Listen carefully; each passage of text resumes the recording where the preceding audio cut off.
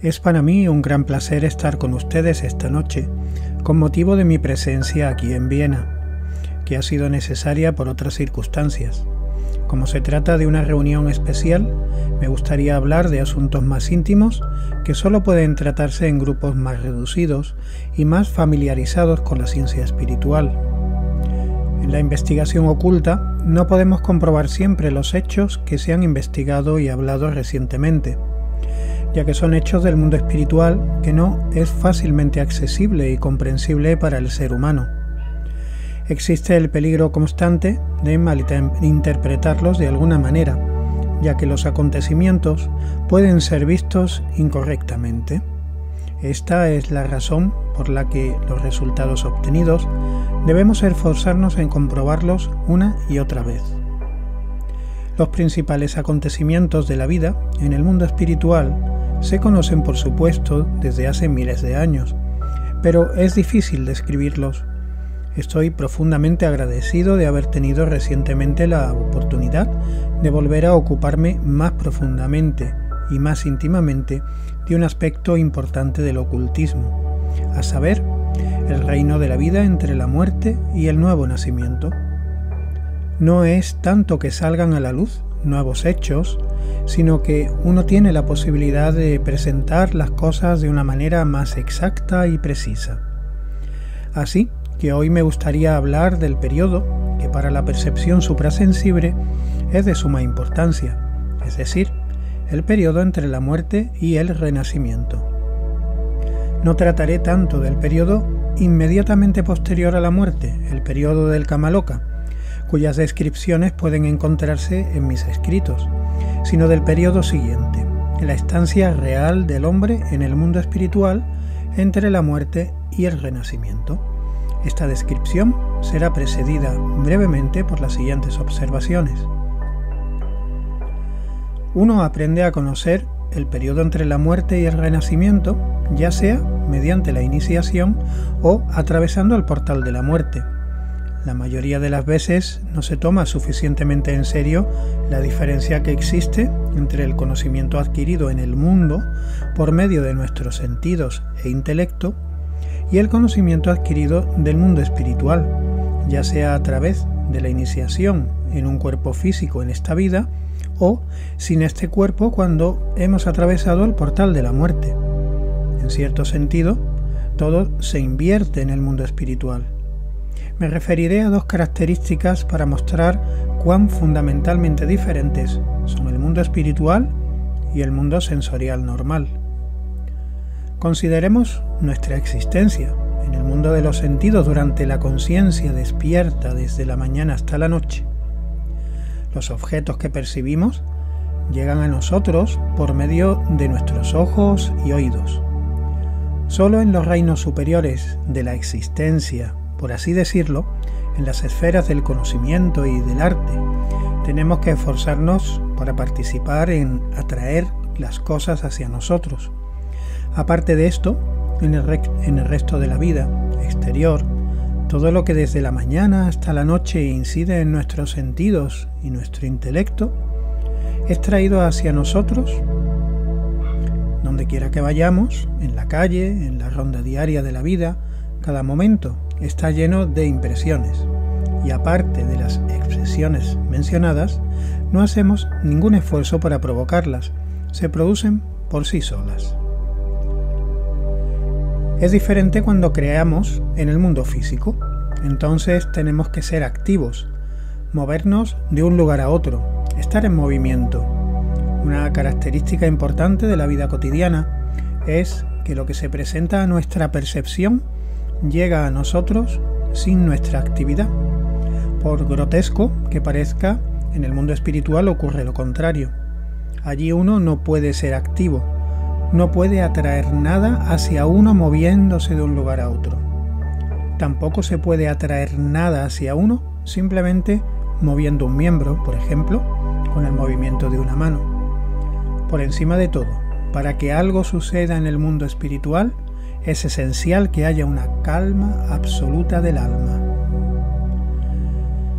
Cuanto más tranquilos seamos, más puede ocurrir a través de nosotros en el mundo espiritual.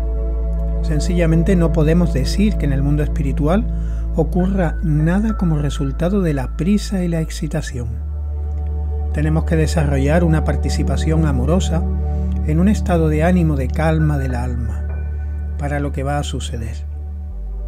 Y luego esperar pacientemente para ver cómo suceden las cosas. Esta calma del alma, que en el mundo espiritual es creativa, no tiene su equivalente en la vida física ordinaria. En los niveles superiores de la existencia terrenal es similar a la esfera del conocimiento y de las artes. Aquí tenemos algo análogo. El artista, que no puede esperar, no podrá crear lo más elevado de lo que sea capaz. Para ello necesita paciencia y calma interior del alma, hasta que llegue el momento adecuado, hasta que llegue la intuición. El que busca crear según un horario solo producirá obras de calidad inferior. El que busca crear, aunque sea la obra más pequeña, impulsado por un estímulo externo, no tendrá tanto éxito como si hubiera esperado tranquilamente, con devoción amorosa, el momento de la inspiración. Podríamos llamarlo el momento de la gracia. Lo mismo ocurre en el mundo espiritual.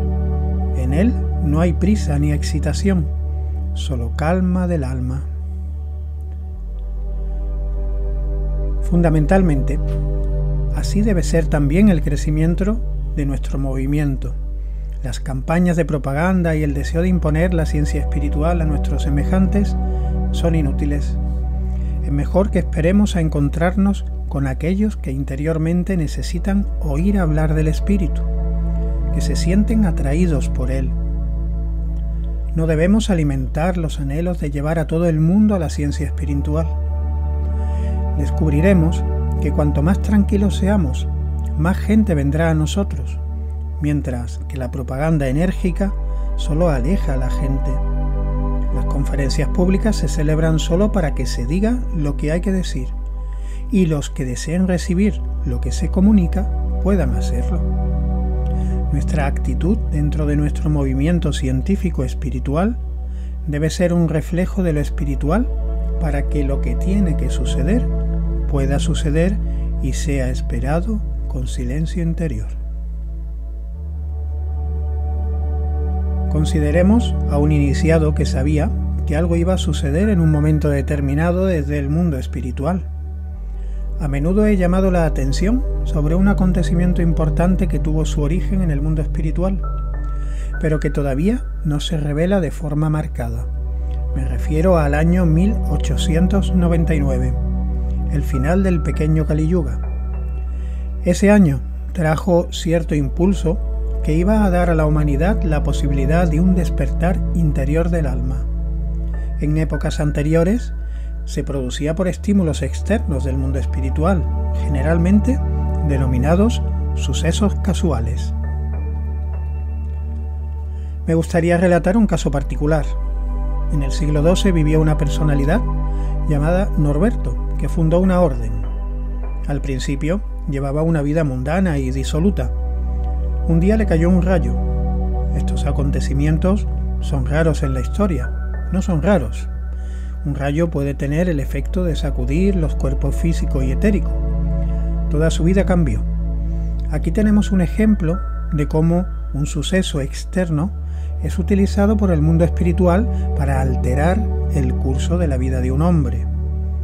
Tales fenómenos casuales son frecuentes, sacuden completamente la conexión entre los cuerpos físico y etérico y transforman radicalmente al individuo en cuestión. Así fue en este caso, y no se trata de una coincidencia. Tales acontecimientos se preparan cuidadosamente en el mundo espiritual para provocar un cambio en la persona. Sin embargo, desde el año 1899, estos sucesos han adquirido un carácter más íntimo, son menos externos, y el alma humana profundiza cada vez más desde su interior. De hecho, para producir una revolución universal como la del año 1899, no solo tuvieron que cooperar todas las potencias y seres del mundo espiritual, sino también los iniciados que vivían en la Tierra. Ellos no dicen preparaos, no lo gritan a los oídos de la gente, sino que actúan de tal manera que el impulso viene de dentro, para que la gente aprenda a entenderlo desde dentro. Entonces la gente permanece en calma interiormente, se ocupa de tales pensamientos, los deja trabajar dentro del alma y espera. Cuanto más tranquilamente se lleven esos pensamientos en el alma, más fuertemente se producirán esos acontecimientos espirituales. Lo más importante es esperar el momento de la gracia, esperar lo que nos sucederá desde el mundo espiritual. Es diferente cuando la adquisición de conocimientos en la vida ordinaria, aquí tenemos que reunir cosas para trabajar y esforzarnos para obtenerlo. En el mundo físico, la rosa que encontramos en el camino nos alegra. Esto no ocurriría en el plano espiritual. Allí no aparecería algo parecido a una rosa si no nos hubiéramos esforzado por entrar en un determinado ámbito del espíritu para atraerla hacia nosotros. De hecho, lo que tenemos que hacer aquí para actuar, lo hacemos en el mundo espiritual para conocer. Y lo que tiene que ocurrir a través de nosotros, tiene que ser esperado en la quietud. Solo las actividades superiores del hombre, donde el mundo espiritual se entreteje con el físico, permiten reflejar los acontecimientos del mundo espiritual. Por eso es esencial, si se desea comprender interiormente lo que imparte la ciencia espiritual, desarrollar dos cualidades del alma. En primer lugar, el amor por el mundo espiritual, que conduce a una captación activa del espíritu y es el medio más seguro de permitirnos traer hacia nosotros las cosas del espíritu. En segundo lugar, el reposo interior, una calma del alma, un silencio libre de vanidad o de ambición, ansiosa de obtener resultados, pero capaz de recibir la gracia, capaz de esperar la inspiración. En los casos actuales, esta espera paciente no es fácil, pero hay un pensamiento que puede ayudarnos a superar los obstáculos. Es difícil de aceptarlo porque golpea profundamente nuestra vanidad. Este pensamiento es que en el patrón universal que tiene importancia, si algo sucede a través de nosotros o a través de otra persona, eso daría igual.